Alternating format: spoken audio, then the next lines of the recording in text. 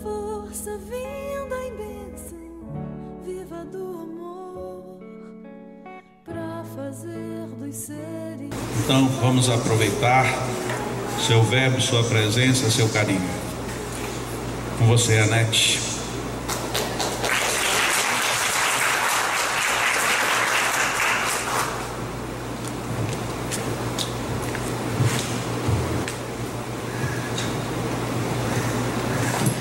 Então, uma boa tarde a todos. E já que a gente tem menos gente, é uma plateia mais flexível, a gente pode fazer uma coisinha um pouquinho diferente, né? Esse formato de palestra não é exatamente a minha praia, que eu sou professora, sempre fui professora. Então, os meus pais são palestrantes, oradores, né? Estilo de Valdo. Então, eles sempre criticaram muito, sempre ficam conversando com a plateia, você fica perguntando pro povo, falando, não tá certo, mas eu não consegui me curar. E depois você entra para dar aula, eu dava aula principalmente à noite, se você não conversa, o povo dorme. Então, depois do almoço. Então, vamos conversar um pouquinho? Vocês não querem se aproximar um pouco mais, não? Para a gente bater um papo? Então, para variar um pouquinho do formal, eu vou ficar amarradinho aqui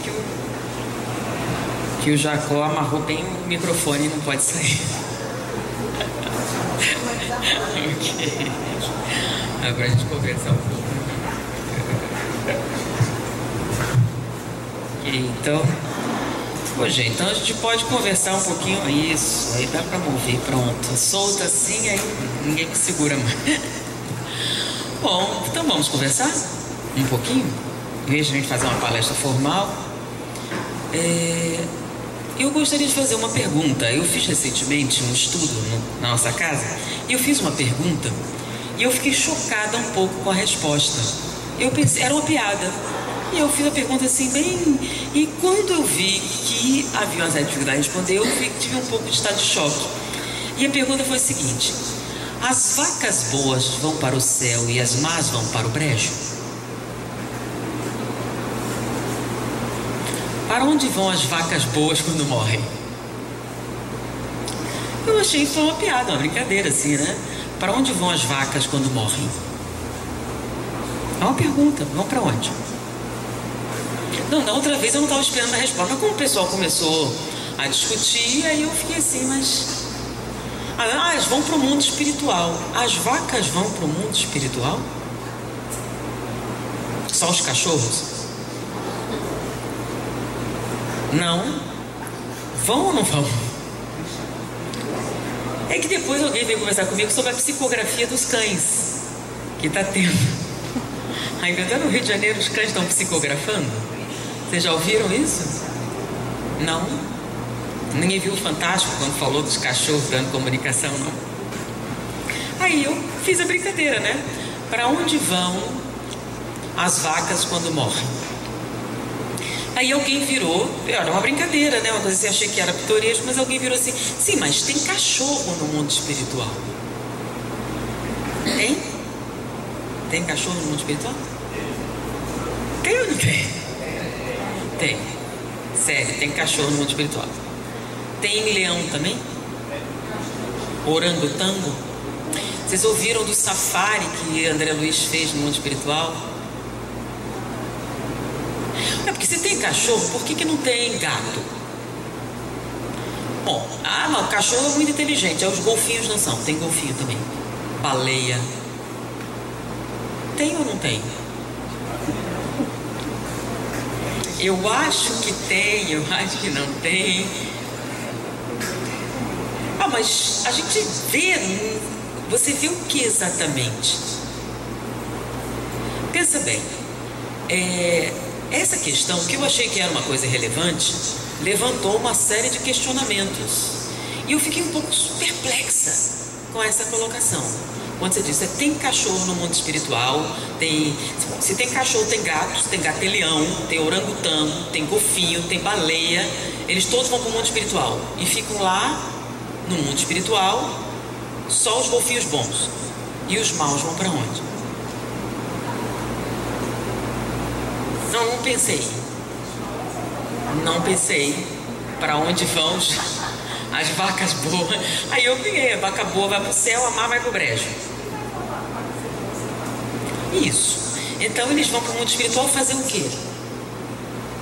O que é que os orangotangos ficam fazendo no mundo espiritual? Eles vão para o céu dos macacos?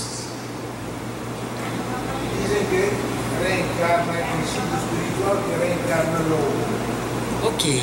Aí a pergunta é, quando não reencarna, vai para onde? Ele reencarna? Como é que é isso? Aí que tá. Essas dúvidas só surgem quando a gente ignora a primeira parte do livro dos Espíritos, como normalmente fazem. E a gente vai direto para a lei morais, porque essa parte eu já sei. E aí veio outra pergunta. Nós, espíritas, bom, ou então vocês, são evolucionistas ou são criacionistas? Vocês são evolucionistas? É? Então você acredita na teoria de Darwin, que prega a seleção natural mediante mutações aleatórias?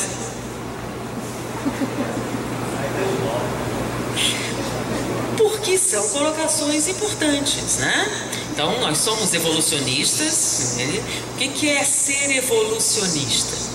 Você acredita na evolução do quê? Evolução das espécies, certo? Mediante a seleção natural proveniente das mutações aleatórias. Vocês prestaram atenção no que vocês disseram? Então, vocês são evolucionistas, acreditam que as vacas vão para o céu e os macacos também. Quais as consequências dessas colocações? Então, vamos mais longe. Vocês acreditam em Deus? Esse é um princípio base da doutrina espírita. Quais as consequências de você acreditar em Deus? E outra coisa, quando a gente fala que acredita em Deus, acredita exatamente no quê? Num ser sobrenatural? Porque a palavra Deus significa literalmente ser sobrenatural. Então, os gregos acreditavam em vários seres sobrenaturais. As ninfas, os espíritos da floresta, todos eles eram seres sobrenaturais. Então, um espírito é um ser sobrenatural. Então, Deus é um ser sobrenatural?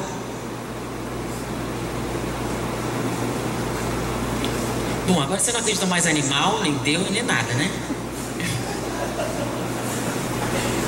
Então, nós estamos fazendo aqui uma digressão filosófica. Todas as coisas que nós afirmamos têm consequências. E nós temos que arcar com as consequências desses pensamentos. Então, nós acreditamos em quê? A filosofia, por exemplo, ela acredita ou ela busca o chamado logos. O que é o logos? É a razão por trás de todas as coisas. Então, o objetivo do filósofo é encontrar o porquê final. Mas por quê? Mas por quê? E ele acha que no final existe uma explicação para todas as coisas. E o objetivo, e essa explicação, essa razão por trás de tudo, é chamada logos. Então, no passado, havia uma separação entre o mito e a filosofia. Como é que a filosofia ela surgiu? Ela surgiu na Grécia. Mas por que especificamente? O pessoal já logo fala que são espíritos que vieram. Não, foi uma razão assim um pouco mais mundana. Os gregos eram comerciantes. E todo bom comerciante sabe que para vender bem o cliente tem que ter razão. Então, eles baseavam o seu desenvolvimento econômico no comércio. E com isso, eles tinham que ser mais flexíveis com relação aos costumes. Então eles negociavam com egípcios, com fenícios, com povos de toda a natureza. E cada povo com seus deuses específicos. E no momento em que você começa a ser exposto a outras culturas e outros deuses, naturalmente, algumas pessoas fazem algumas perguntas. Se existem tantos deuses diferentes e as pessoas continuam vivendo, qual seria o Deus certo? E por que, especificamente o meu, estaria correto? Porque se o seu Deus fosse o correto, os outros não poderiam ser felizes nem ter sucesso. Porque uma vez que o sucesso e o bem-estar dependem de agradar aos deuses. Então, alguns começaram a discretamente duvidar dos deuses. E é a partir daí que eles procuraram explicações mais plausíveis ou mais substanciais para as realidades. E dessas perguntas, desses questionamentos com relação à natureza, surge a filosofia. Então a filosofia tem um compromisso diferente da religião. A religião tem uma obrigatoriedade de explicar, fundamentando-se na realidade, as coisas. Então, o que são os trovões? É o martelo de Thor que bate o som. Já a filosofia tem um compromisso. Você tem que ter coerência, você tem que ter uma fundamentação. E a partir da estruturação do pensamento filosófico vem o questionamento, o porquê. E essas respostas tinham que ter uma fundamentação, uma sequência, uma lógica.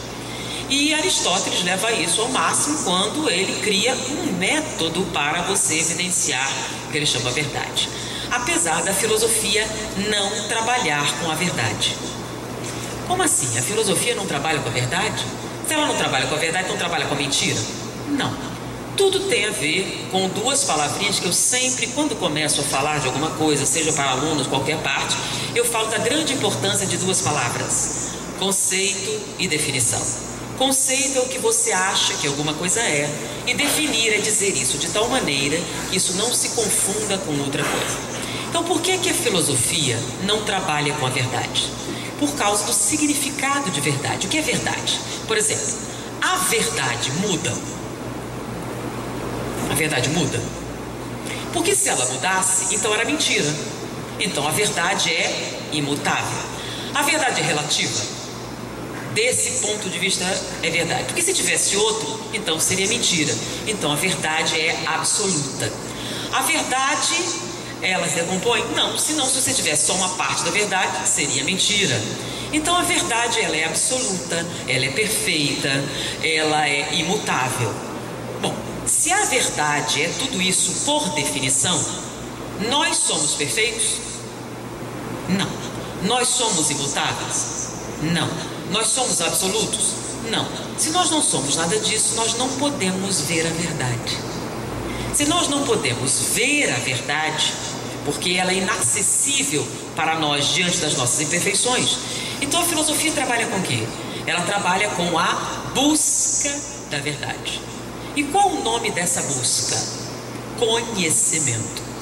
Então, conhecimento e verdade não são sinônimos. O que é conhecimento? O nome mesmo já diz, conhecer é dar a parecer uma parte. É a parte da verdade que você é capaz de ver. Então o conhecimento muda? O conhecimento cresce? O conhecimento é relativo? Tudo isso. Então ele é a parte da verdade que no nosso momento podemos ser capazes de ver. Então ele muda. À medida que nós mudamos a nossa instrumentação, o conhecimento modifica-se. Então isso não significa que ele não tem parte da verdade. Então conhecimento é a busca da verdade. E dentro da definição de Platão, conhecimento seria o quê? Imagine um conjunto que contém todas as crenças. O que são crenças? São coisas que nós supomos que sejam verdadeiras, mas a gente não tem certeza. Então existe o conjunto das crenças e existe o conjunto da verdade. E a interseção seriam as crenças verdadeiras. Então existem crenças que não são verdadeiras. Tem, por exemplo, gente que acredita que se amarrar um Santo Antônio de cabeça para baixo dentro de um poço na festa junina, arruma um noivo. Tem gente que garante ter arrumado mais de um dessa maneira. E aí não significa que isso seja verdade. Existem verdades que ninguém acredita. Por exemplo, existe um site na internet que diz que a AIDS não existe, que ela foi inventada pela Igreja Católica para achacar os homossexuais. E existe a interseção, que são as crenças verdadeiras. Mas como é que você sabe se a sua crença é verdadeira? Você não sabe. E é justamente nessa interseção que se localiza o conhecimento. Então, segundo Platão, o conhecimento é uma crença verdadeira. Mas como é que você sabe que é? Porque para esta crença estar no conjunto do conhecimento, não basta você acreditar. Você precisa justificar. Então, para Platão, conhecimento é uma crença verdadeira e justificar. Mas o que é esse justificar? É qualquer coisa? Não. Eu acredito porque minha mãe acredita e ela é uma mulher muito decente. Então, se uma pessoa não achar sua mãe muito decente, então não acredita. Então não é qualquer justificativa, é uma justificativa racional. E uma justificativa racional, ela obedece certas leis. Então não basta dizer que é. você precisa justificar. Então, filosofia significa literalmente amor ao saber. Saber é a busca da verdade. A busca da verdade é o conhecimento, e o conhecimento é uma crença verdadeira e justificada. Diante disso, o que é o Espiritismo? Quando você quer saber, você pega o primeiro livro, o Livro dos Espíritos, né? Então, quando a gente pega um livro e a gente quer saber do que se trata, a gente abre. Normalmente vê a orelha ou vê a fila. Quando você abre o Livro dos Espíritos, qual é a primeira palavra que aparece? Então, o Livro dos Espíritos é que é grande. E logo em cima, que é onde a gente procura, está filosofia espiritualista. Então, o Espiritismo é filosofia. E não é qualquer tipo de filosofia, é uma filosofia espiritualista. Isso aí já define algumas coisas. Quando você diz que é uma filosofia espiritualista, você automaticamente está dizendo que quando você perguntar a respeito, quais são as perguntas que a filosofia faz? Quem sou eu? De onde eu vim? Para onde eu vou? E o que é que eu estou fazendo aqui? Então, essas perguntas, se você diz que é uma filosofia espiritualista, pressupõe que a explicação, que a justificativa não será materialista. Por exemplo, todo ateu é materialista? Não. O que é um ateu? Ateu é aquele que não acredita em Deus. Você pode não acreditar em Deus e acreditar em espíritos. Você pode não acreditar em Deus e acreditar em forças da natureza. Então, você é ateu, mas não é materialista. Mas todo materialista é ateu. Porque o que significa ser materialista? Materialista é aquele que não acredita em nada além da matéria. Então, a explicação da matéria está em si mesmo. Ela explica a si mesmo. Então, o Espiritismo é uma filosofia, ou seja, ele também quer respostas para a realidade. Porém, as respostas não estarão restritas a aspectos materiais. Então, aceita que existem explicações que vão além da matéria.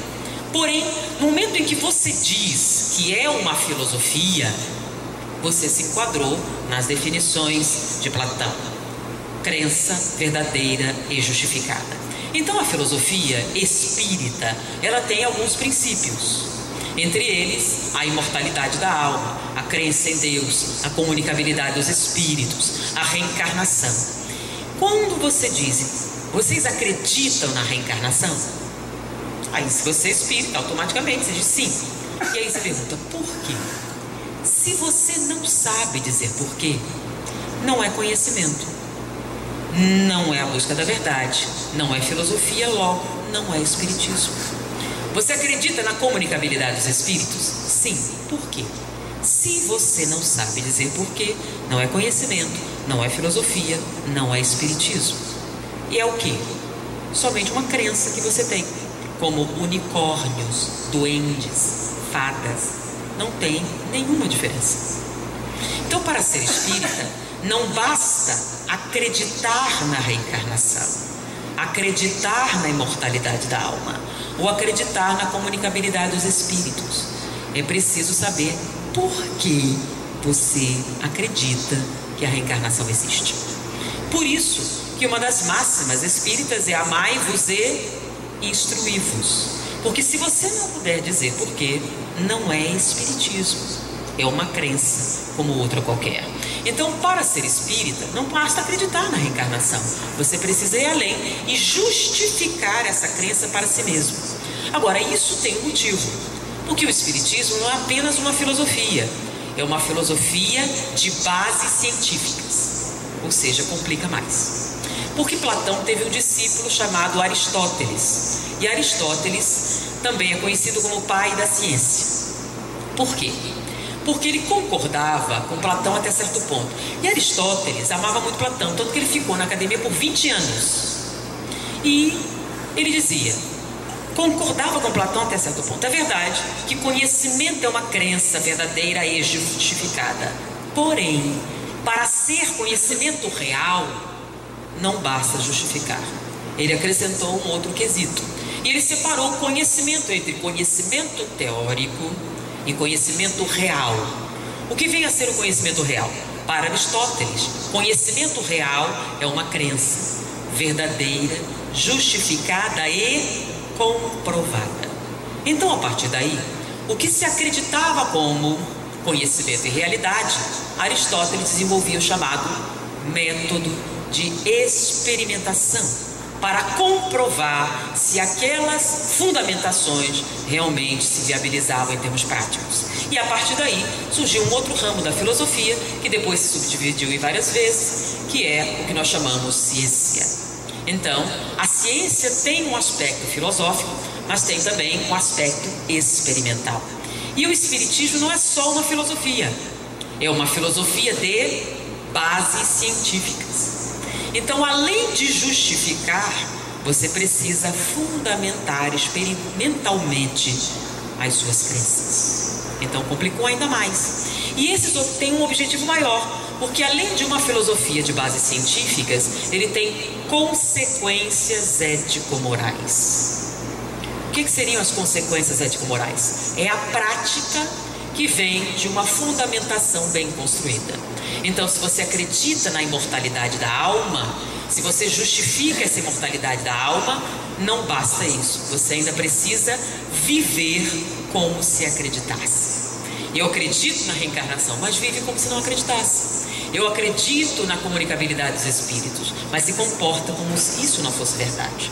Então, o espiritismo, para se apresentar em todos os seus aspectos, precisa de todos esses aspectos trabalhados juntos.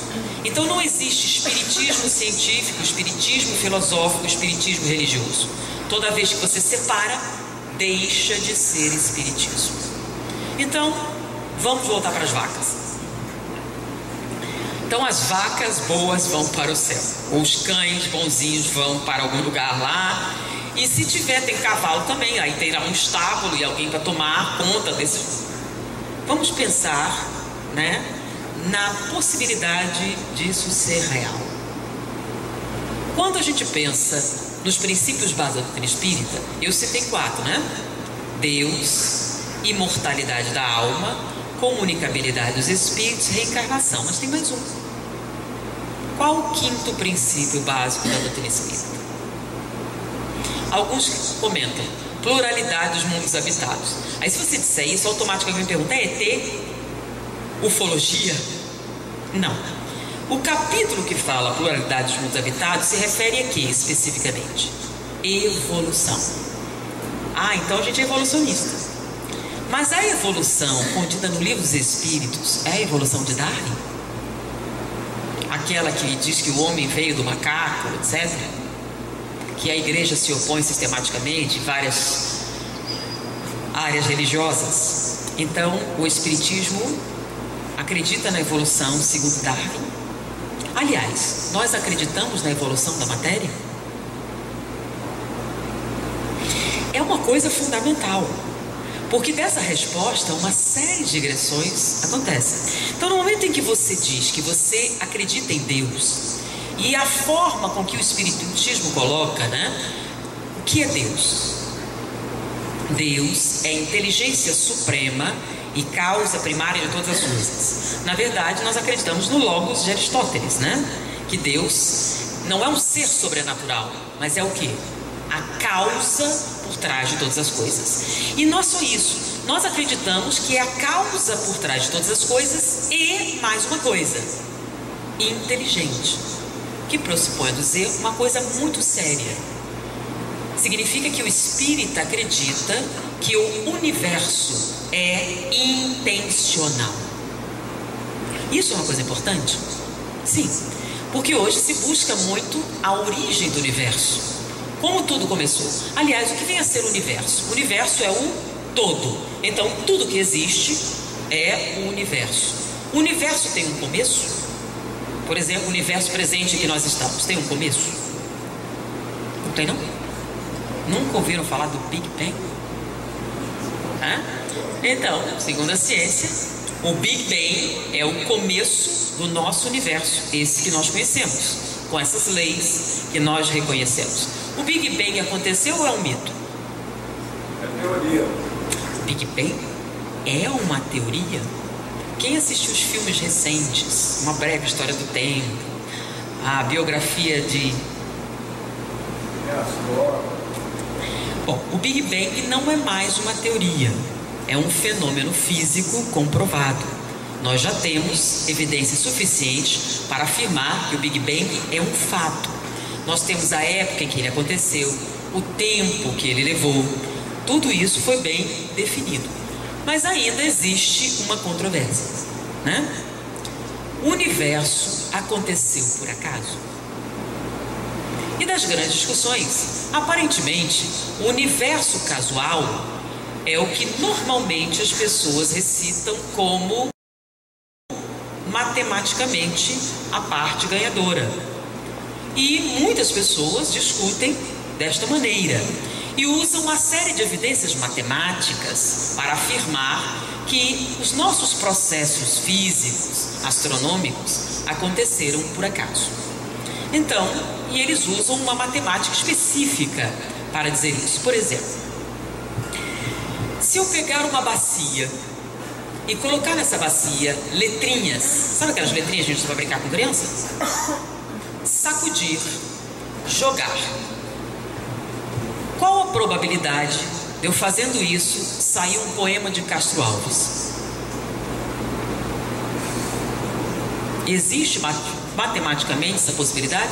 Eu boto um monte de letrinhas, sacudo assim, jogo e sai um poema de Castro Alves. Existe ou não existe? É muito pequena, mas existe. E é basicamente daí que surge a ideia de que o universo, ele surgiu por acaso. Mas no projeto Genoma existe um grupo de pessoas que analisa a incidência de determinadas sequências genéticas. E analisando matematicamente essas possibilidades, eles chegaram à conclusão estatística de que a casualidade não é matematicamente viável e que as mutações aleatórias não se sustentam matematicamente. Baseado em quê? Então vamos colocar matematicamente a mesma hipótese, né? Você pega uma bacia cheia de letrinhas, sacode e joga. Sai um poema de Castro Alves. Você recolhe as letrinhas, sacode, joga e sai uma crítica ao poema anterior. Qual a probabilidade deste evento matematicamente? Não existe. Você não precisa nem tentar calcular. Não existe por quê? Porque um evento intencional não pode surgir de um evento casual. Então você está trabalhando a hipótese de alguma coisa aleatória acontecer e desta coisa aleatória surgir uma coisa intencional. Então, esses eventos são mutuamente excludentes. Logo, esse cálculo matemático não pode ser feito. Ou seja, a possibilidade de um universo intencional é matematicamente mais sustentável do que não intencional. E diante disso, ou seja, o que nós estamos dizendo? Que matematicamente existe uma hipótese viável de que Deus pode existir. Então Deus não é uma aposta sem nenhuma fundamentação matemática. Na verdade, é uma aposta, podemos até afirmar, dentro das recentes descobertas, bastante mais plausível do que causas aleatórias. Então, voltando para as mutações aleatórias. Quando nós analisamos essas sequências genéticas, o que se descobriu é que as alterações genéticas não surgem após alterações climáticas, mas elas existiam antes de acontecerem e se tornam viáveis em determinadas circunstâncias. É quase como se as modificações acompanhassem as necessidades. Matematicamente, essa explicação é mais plausível do que mutações aleatórias. Mas o que isso tem a ver com as vacas? Vamos chegar lá, tá? Então, o que o Livro dos Espíritos coloca como processo de desenvolvimento? E a gente começa pela definição, né? O que é espírito? Princípio inteligente do universo. Quando você fala princípio, você está falando do quê? De um postulado, de um início. Bom, inteligente é um qualificativo para esse princípio, certo? Então, se tem um princípio inteligente, automaticamente tem um princípio burro, né? quem é o princípio burro? E aliás, quando surge o universo, o que é que está presente? Se ele tem uma intencionalidade, que seria a inteligência suprema, seria Deus. O que mais? No Big Bang surge o que nós chamamos de quê? O que acontece no Big Bang? Explode e o que surge? Aí disse, para que nós vamos discutir essas coisas? Muitas pessoas criticam, por que estou sofrendo? E coloca a culpa em Deus. Não será porque a gente não compreende as finalidades do universo? E que compreender essa finalidade facilitaria a gente aceitar determinadas experiências? Então, com a explosão surge o que nós chamamos de universo, a matéria como nós conhecemos, as partículas, e a partir daí nós temos conhecimento, todo o desenvolvimento do que a gente chama matéria sólida. Então, nesse momento nós tínhamos a matéria, mas essa matéria surgiu de onde? O Livro dos Espíritos tem uma resposta? Ele fala sobre isso? Fala ou não fala? Deixa eu fazer uma pausa aqui. Alguém já leu o Livro dos Espíritos? Bom, quem é espírita que ele vai lembrar? É tudo católico? É ateu? Simpatizante? Bom, então o Livro dos Espíritos fala sobre o princípio material, que muitos chamam de fluido universal, fluido cósmico. Então é a matéria essencial. E dessa modificação primordial é que todos os elementos surgem. Então no momento do Big Bang, que levou 10 elevado a menos 42 segundos, surge as primeiras forças, e das primeiras forças as primeiras partículas, e as partículas se unindo dão os primeiros átomos. O primeiro é o átomo de hidrogênio. E a partir daí, uma série de eventos físicos dão origem à tabela periódica, que lembra aquela tabela de todos os elementos? Então, a área da ciência que estuda os elementos é a física. Então a física estuda todas as arrumações que os elementos podem ter. Então todas as fases da matéria. Mas essa matéria está ali à toa? Esta organização, ela é matemática. Ela obedece a leis constantes e matemáticas. E por mais que você procure, essas constantes permanecem. E a partir da análise dessas respostas que nós encontramos, então, essas particularidades. Como foi que as coisas aconteceram? Então, quando você analisa o presente e as consequências, nós podemos, então, fazer um estudo passado. Nós vemos que tem uma sequência lógica nos acontecimentos. Parece aleatório, quando a gente vai atrás, o que você encontra? Você encontra uma intencionalidade, você encontra uma sequência de acontecimentos. Então, todos os elementos surgem. Então, o que é que existe ali? O que seria o tal do princípio burro? Então, o princípio burro é o princípio espiritual. Mas eu acho a linguagem de Aristóteles mais poética, né? Quando Aristóteles diz qual a origem das coisas, ele diz a intencionalidade do Logos dá origem às mudanças. Então, o que seria isso? Ele está falando exatamente o que o Espiritismo propõe, né? Logo seria a causa. Então ele já disse que a causa seria intencional, e essa intencionalidade geraria uma alteração da realidade.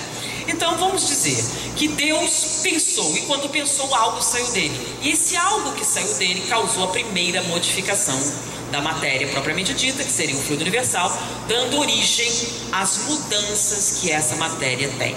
Então, cada mudança que ela tem uma causa inteligente, ou seja, tem uma intencionalidade.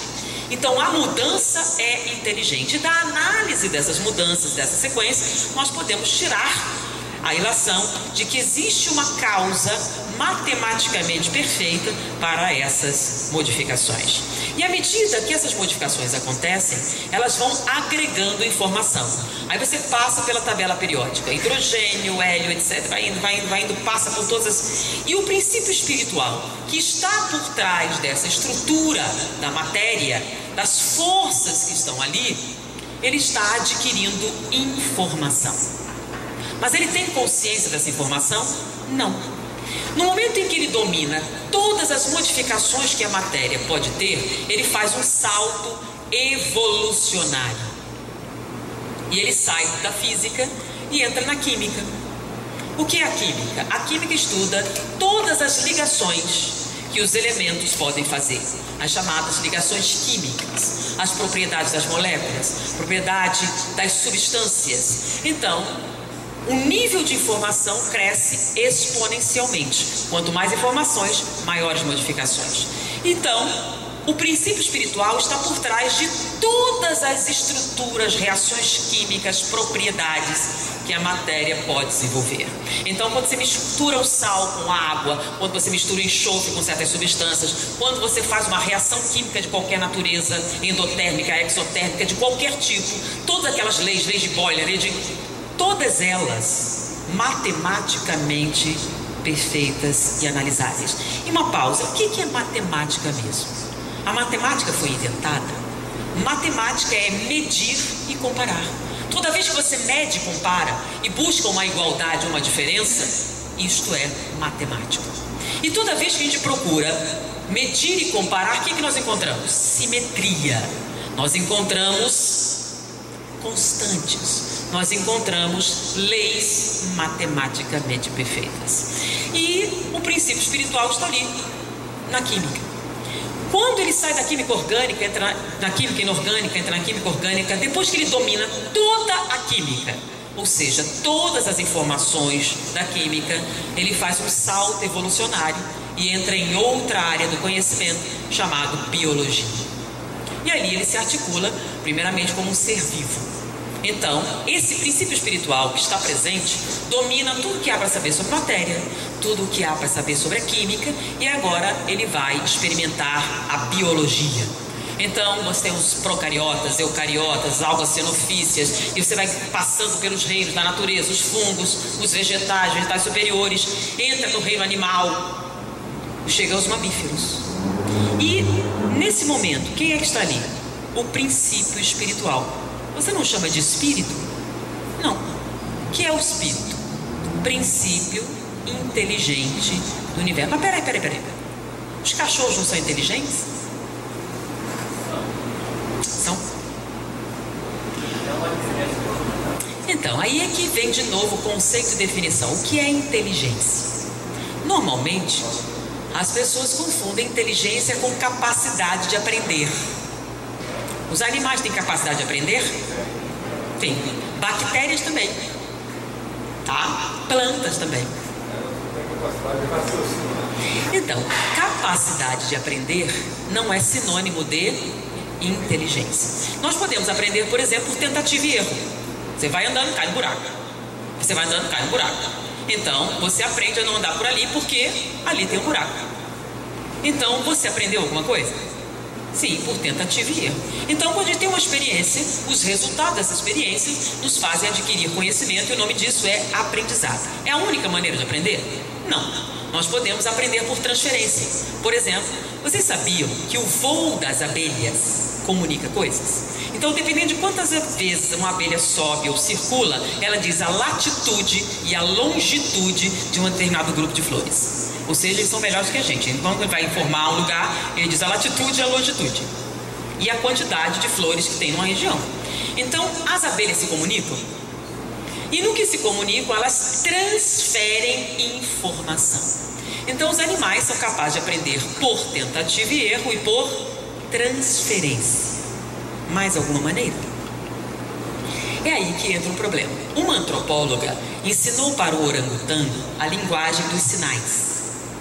E desenvolveu com esse orangotango um vocabulário de 400 palavras, o que é mais do que alguns surfistas cariocas. E diante dessa capacidade inequívoca de comunicação, eles agora teriam um mistério. O que é que os orangotangos pensam? E depois de vários diálogos, eles chegaram à conclusão simples, que o orangotango pensa em comer, dormir e procriar. Mais alguma coisa? Não. Tudo o que ele pensa, tudo o que ele faz está relacionado com comer, dormir e procriar. E o orangotango pode aprender muita coisa. Ele tem uma capacidade mnemônica boa. Mas existe algo que é impossível para um orangotango. E depois de vários estudos, descobriu-se por quê. Porque falta para ele uma parte essencial do cérebro que permite isso. Os orangotangos são incapazes de entender uma palavra e o seu significado e qualquer coisa relacionada a isso. Futuro. Então, os orangotangos vivem apenas no passado e no presente. Para eles, não existe o futuro. E quando é que o futuro começa a existir? O futuro surge junto com uma estrutura cerebral chamada lobo frontal superior. E é ali que o futuro aparece. E o futuro é extremamente importante para aquela palavrinha que nós falamos, inteligência. Porque inteligência não é a capacidade de aprender. Inteligência é a capacidade de criar informação. A partir do quê? Do nada. Mas peraí. Informação não pode ser criada do nada. Quando estamos falando do nada, estamos falando de experiências não materiais. A coisa da mente que a gente fala. Então, o que é uma experiência mental? É uma experiência não material. E para você ter uma experiência não material, você precisa de um mundo virtual. Então, o ser humano, ele aprende por tentativa e erro, ele aprende por transferência, mas tem uma terceira forma de aprender, que é inacessível aos animais. Nós podemos criar em nossa mente um cenário fictício, vivermos experiências fictícias e a partir dessas experiências fictícias tirarmos uma decisão. Então, nós podemos, criando um cenário virtual, viver nesse cenário virtual e tomar uma decisão a partir de experiências que não foram vividas materialmente. Ou seja, nós temos uma existência de natureza mental. E é a partir daí que você adquire a capacidade de raciocinar. Porque para raciocinar, você tem que ter uma escolha. E uma escolha é feita onde? Se está no passado, a escolha já foi feita. O presente está sendo vivida. As escolhas acontecem onde? No futuro. E o futuro acontece no reino hominal. Então, no chamado Homo, que é o Australopithecus. Se você olhar um Australopithecus, você não vai distinguir de um chimpanzé. Eles são muito parecidos. A diferença é neurológica. O Australopithecus tem uma estrutura cerebral que lhe permite escolher. Porque ele permite ir para o futuro. E indo para o futuro, ele pode criar a partir de experiências não vividas. E isso é uma coisa muito poderosa. Quando é que ela acontece no Livro dos Espíritos? Quando você se torna um espírito, ou seja, quando você domina todas as experiências que o reino animal, que a biologia oferece, você faz um salto evolucionário e decide: penso, logo existo. E no momento em que você pensa e existe, você adquiriu o que nós chamamos individualidade. A partir de agora, as suas experiências são pessoais. Você vai crescer a partir dos seus pensamentos. Você vai crescer a partir de todas as escolhas, das suas escolhas. Mas essas escolhas vão existir e você já tem muita informação. Você sabe sobre a matéria, você sabe sobre a química, você sabe sobre a biologia. E agora você vai aprender sobre o espírito e a sua natureza. A partir desse momento, as suas experiências são individuais. Antes disso, você era o que nós chamamos alma-grupo. Então, um átomo de hidrogênio é exatamente igual a outro átomo de hidrogênio. Eles não têm experiências individuais. A informação de um átomo de hidrogênio é a informação de todos os átomos de hidrogênio. Então você não tem uma individualidade. E com isso você também não tem uma individualidade na vaca. A experiência de uma vaca é a experiência de todas as vacas. Então o que acontece quando as vacas morrem? Elas são automaticamente recicladas e dão origem a novas vacas. Então a consciência de uma vaca, ela não é individual. Então você não vai ter uma vaca no mundo espiritual, porque o mundo espiritual é um mundo imaterial. E a vaca, para existir, ela depende da matéria. Então, quando ela está na matéria, ela é uma vaca. Quando ela está fora da matéria, ela faz parte do grupo das vacas.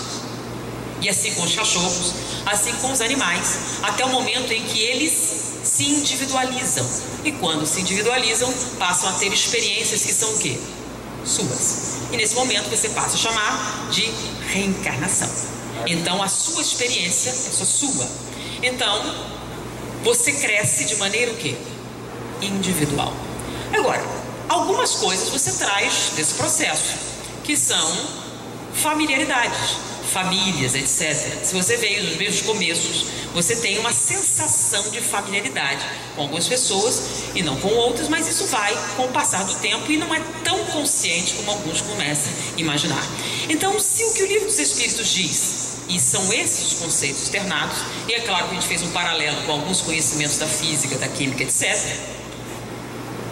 Um cachorro dando psicografia do mundo espiritual se torna um problema de natureza o quê? Então, se você prender o cachorro lá, você está impedindo a sua evolução, está separando ele do resto e impedindo que a experiência se distribua normalmente, que daria origem. Mas, peraí, mas os livros relatam cachorros lá. Sim, você tem no livro Libertação, você tem nos Bastidores da Obsessão, e normalmente esses cães são o quê?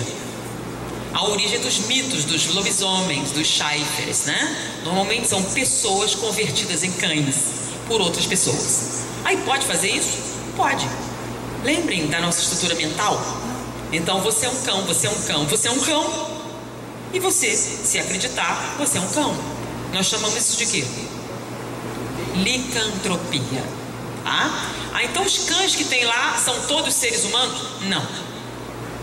Quando vocês pensam lá, né? Quando a gente lê alguns no mundo espiritual, aqueles prédios de nosso lar, né?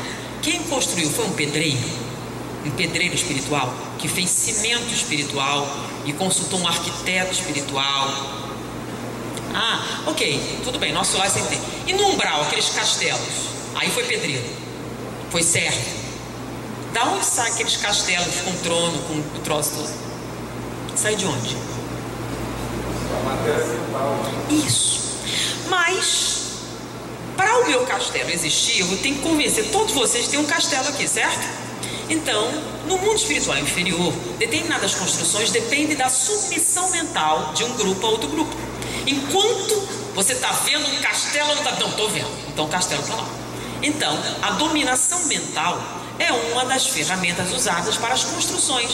Então, você quer um cão, você faz um cão. Você quer um cavalo, você faz um cavalo. Você quer uma carruagem, você faz o que você quiser. Então, você tem necessidade de um papagaio? Pode. Você pode plasmar o que você quiser? Pode. Mas aquilo é um papagaio morto? É um orangotango morto? Então, um orangotango morto no mundo espiritual entraria em contradição com o quê?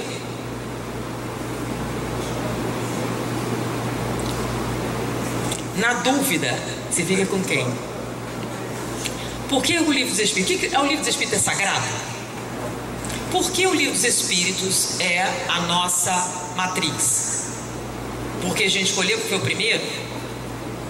Não, porque ele sintetizou. Pela metodologia aplicada. É isso que faz a diferença. Primeiro, qual é o espírito autor do Livro dos Espíritos? Como é que você tem certeza que é espírito? Porque Kardec tomou cuidado de fazer isso. Então, quando ele fazia uma pergunta, ele evocava um espírito para a pergunta, e aí ele mandava para médiuns diferentes. Então ele usava 3. Ele fazia a pergunta, a mesma pergunta, e esperava a mesma resposta.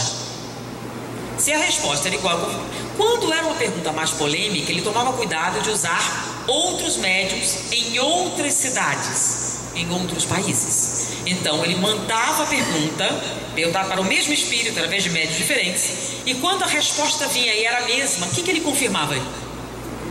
Que era realmente um espírito. Então você tem certeza que é uma resposta do quê? Do mundo espiritual. Então, quando você tem uma única resposta de um único espírito, pode ser a opinião dele, não pode? Então, pode estar sujeita à influência do médium? Sim, mas no momento em que você pega médios diferentes, em localidades diferentes, e toma um cuidado de usar uma determinada metodologia, você está tentando fazer o quê? Realmente ter um resultado que vem do mundo espiritual. Então, o livro dos Espíritos, o livro dos Médiuns, o Evangelho foram produzidos a partir dessa estrutura. Então, por isso, na dúvida, a gente segue o quê? O livro dos Espíritos. Não é porque ele é sagrado, não é porque ele é místico, nem porque está numa conjuntura astral especial, e sim porque a metodologia fundamenta a tese espírita. Então, essas são as colocações que estão na primeira parte do livro dos Espíritos, do espírito e da matéria. Então, vamos de novo. Nós temos aqui esse saco plástico, tá? Ele é feito de matéria, plástico. A gente tem até os elementos, a gente pode dizer quais são os elementos que compõem. Existe aqui o princípio espiritual? Sim. Se esse objeto obedece a leis químicas, físicas, estruturais, matemáticas, significa que existe aqui uma estrutura inteligente. Mas é uma inteligência consciente? Não. A inteligência que dá origem a essas estruturas cristalinas, a essas estruturas químicas, vem da origem, da intencionalidade, vem do causal. Mas ela não tem consciência. Se nós retirarmos o princípio espiritual presente aqui, o que é que sobra? Se a gente tirar o princípio espiritual aqui, o que é que sobra? Volta aqui. Para nós o nada, mas volta ao fluido cósmico, o fluido universal. Então qualquer estrutura organizada que você está vendo, ela existe porque aqui existe o princípio espiritual. Então quando se lê, tudo se encadeia no universo, do átomo ao arcanjo, e por sua vez começou pelo átomo. No átomo existe o princípio espiritual? Sim. E ele vai passando por todo o processo evolucionário até atingir o reino nominal, onde ele adquire autoconsciência. Com a autoconsciência vem o livre-arbítrio e as experiências individuais. E aí, com a inteligência, raciocínio, etc. Aí suas experiências são pessoais e você passa a ser o co-criador. Então, vamos voltar. Nós somos evolucionistas ou somos criacionistas? Bom, nós não somos evolucionistas segundo Darwin, porque nós não acreditamos na evolução da matéria. A matéria não evolui. Matéria é matéria. O que é que evolui? O que é que se nota de inteligente aqui? É o princípio espiritual. Então o que evolui é o princípio espiritual. Sem ele, a matéria é nada. Então o princípio espiritual é necessário para intelectualizar a matéria. Então o átomo é uma estrutura material intelectualizada? Sim. Porque se você notar, ele é super espertinho, obedece às leis de Boyle, obedece às leis todinhas, tudo direitinho, e não erra nunca. Ele sempre acerta. Então o átomo de hidrogênio é espertinho. Por que ele é espertinho? Porque lá, quem é que tem essa informação? É o princípio espiritual. Enquanto ele estiver ali, ele tem estrutura, ele vai reagir com os outros componentes, ele vai fazer parte do universo, dentro dessa cadeia que nós conhecemos.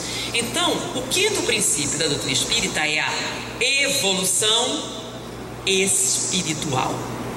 Então nós acreditamos na evolução, mas não da matéria, a evolução do espírito. Então o que evolui não é a matéria. Então como é que funciona a tal mutação aleatória? Tem mutação, mas não é aleatória.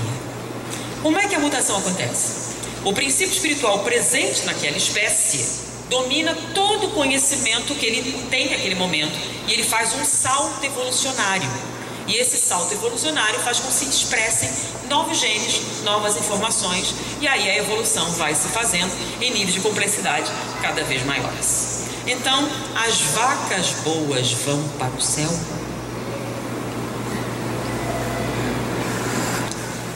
Primeiro, não tem vaca boa nem vaca má. Vamos pensar, olha só, gente. Por que um leão mata? Mata quando tem fome? Mata para defender o teu território? Mata para defender as crias? Por que mais o leão mata? Não tem. Então, você pode prever o comportamento do leão? Então vamos imaginar, você está no zoológico passeando com a sua família, tá? E aí o tratador esquece a jaula do leão aberta. O leão escapa e come sua sogra. É um leão bom ou um leão mau?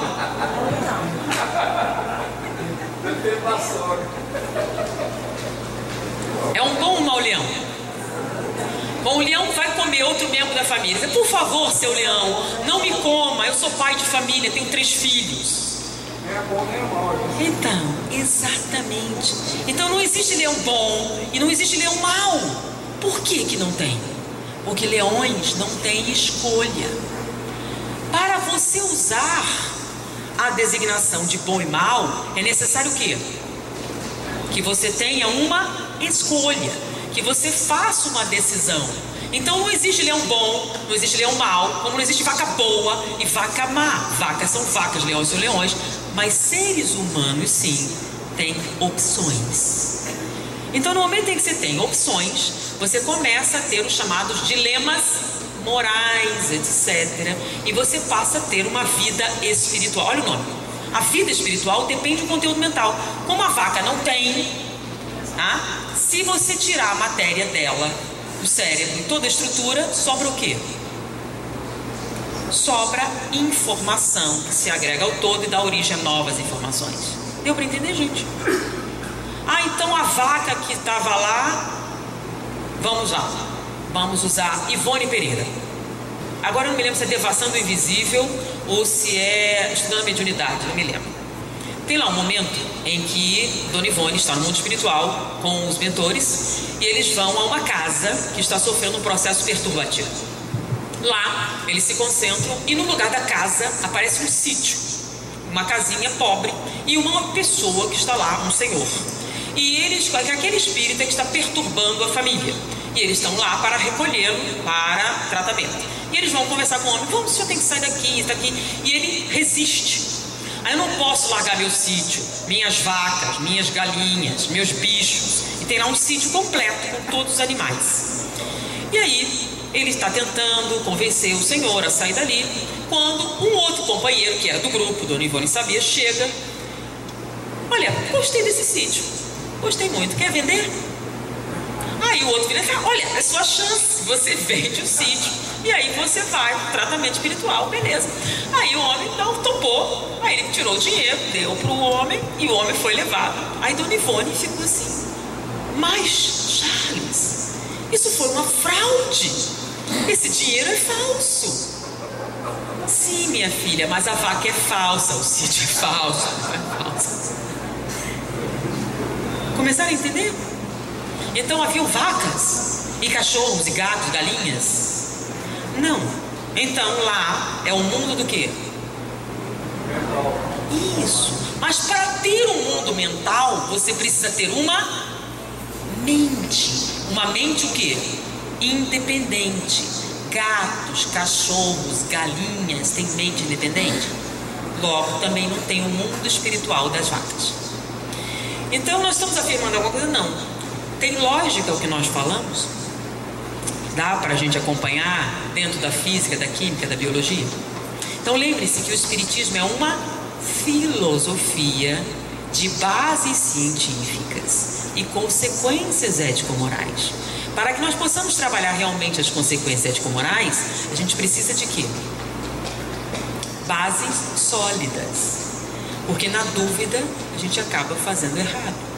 Então, não basta acreditar na imortalidade da alma, não basta acreditar na comunicabilidade dos espíritos, não basta acreditar na reencarnação.